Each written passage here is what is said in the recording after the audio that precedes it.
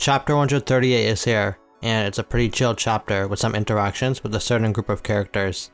However, the last few pages of this chapter is pretty insane as it ends with a huge revelation. Hikaru is back.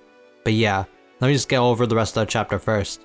The chapter itself begins with Ruby laying down in bed, completely knocked out with what looks like her script next to her. She must have stayed up late again practicing. Aqua is actually right next to her too, and puts the blanket over her like a caring brother. The Aqua and Ruby shippers must be happy seeing that. But Aqua then hears something and then opens their door to find Taiki, Frill, and Memcho waiting in a car. It's a very unique combination. Taiki is driving and tells Aqua to get in. Aqua doesn't look too excited, but it doesn't matter because he's running with the group on the next page. Taiki says they're going straight to the beach now, but first, Aqua wants an explanation. So Taiki just says it's a get-together, as their shooting will be starting soon too. However, Frill quickly calls cap on that, and reveals Taiki just got this car delivered the day before. He actually just wanted to take someone for a ride. Anyone really. Taiki didn't want Frill to reveal that, but I can't fault Taiki for wanting to test out his new ride. Memcho also points out that new car smell. Aqua asks if it was an expensive car, and Taiki says it cost him 3 commercials. Bro is actually getting paid out here. Like Frill says, Taiki is getting pretty popular now, which is why he's getting put in commercials. Seeing Frill there talking with Taiki leads Aqua to ask if the two are close. It seems that they have indeed worked together multiple times actually, which is pretty cool. They're both extremely popular actors in Japan for their age group, so I guess I shouldn't be too surprised. As they try to figure out which series they first met on, Memcho wonders why she's even there. But Frill quickly reassures Memcho by calling her a fan. Of course, if you remember when they first met, both Frill and Memcho said they were fans of each other, so it's cool to see them hanging out. In fact, Memcho and Frill were just gonna hang out together until Taiki called Frill. Taiki also thought about inviting Kana and the others too, but it seemed like they were too absorbed in their roles now, so they should keep quiet about this meetup, Taiki says.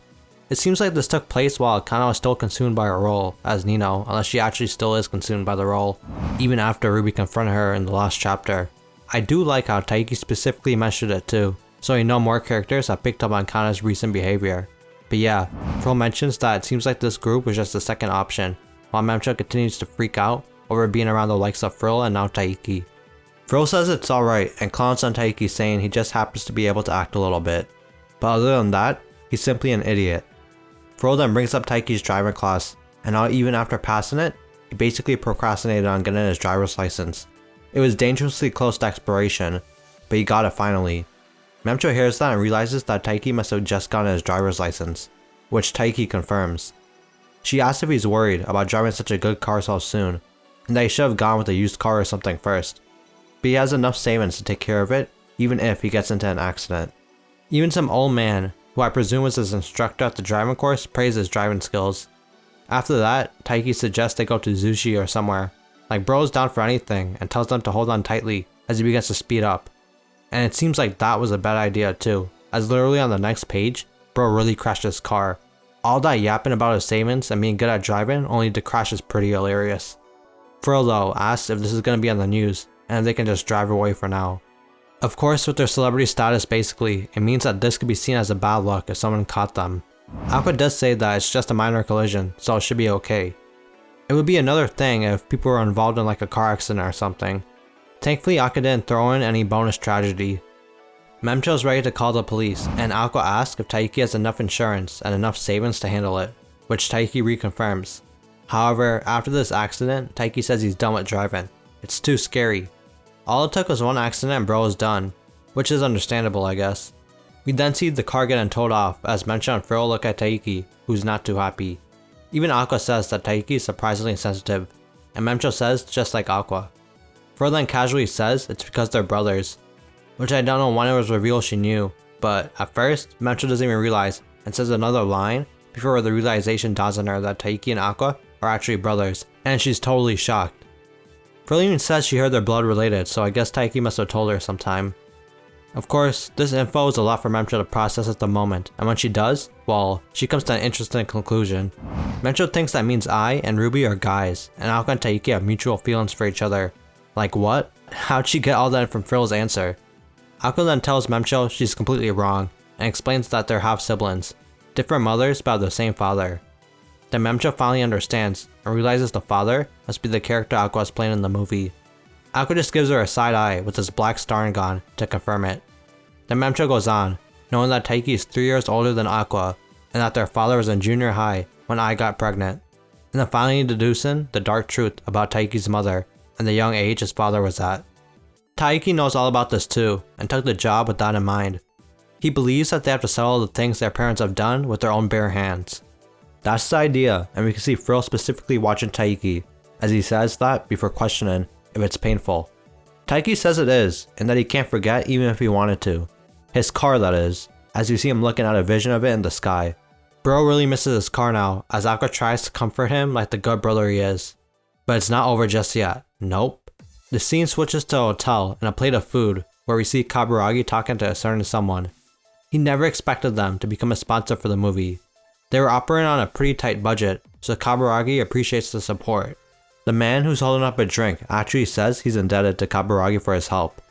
Kaburagi's intrigued by the answer, and then questions if he already knows what the 15-year-line movie is about. They have obtained permission to use various people's names, since it would be troublesome if they were sued. However, they have yet to get permission from this guy, who he calls Kamiki. Kaburagi is talking to Hikaru fucking Kamiki. On the last page, we then finally get another full look at Best Dad. He looks just like Aqua, except with longer hair, and of course his double black Staringon are both active as well. Kaburagi then asks if Hikaru understands the significance of calling him Shonen A, or Boy A, for this film so far. The name is basically a filler name Kaburagi is going with to avoid getting sued and stuff, until Hikaru gives his permission. Speaking of which, the chapter ends with Hikaru giving a shady closed-eyed answer, saying that he understands. What a cliffhanger. Of course, right when Hikaru pops up again, the manga goes on another break. We're gonna have to wait 2 weeks, but I'm pretty sure the scene will change to something else anyways. But Hikaru and Kaburagi meeting up is really interesting. At the end there, it's almost like if Kaburagi was also giving Hikaru a warning about the implication of being Boy A in the film. If people figure out the connection between Boy A and Hikaru, they'll assume Hikaru is who I got with, and ultimately ended up plotting her murder. I am assuming that stuff will be in the movie though. Of course, this also reveals to Hikaru that the ones behind the script actually know the truth. So if Hikaru doesn't want that information to get out, he's gonna have to keep them quiet. And perhaps the best way to do that is by becoming a sponsor and getting closer to those filming the movie. I also do wonder if Aqua knows how close to them Hikaru really is. That's like extreme danger right now. Ruby needs to be very careful right now too, or just anyone with a potential death flag. Also, the fact that Kaburagi might actually know Hikaru personally this whole time makes me wonder what else he might know or be up to. If he doesn't tell Aqua about this, then there's reason to be suspicious. Of course, this is assuming Aqua doesn't know Hikaru is a sponsor. But yeah, it was actually great to see Hikaru again. The day he gets to finally meet his children is approaching soon. But what do y'all think Hikaru's plan to do by becoming a sponsor for the film? Plus, Taiki X Frill anyone?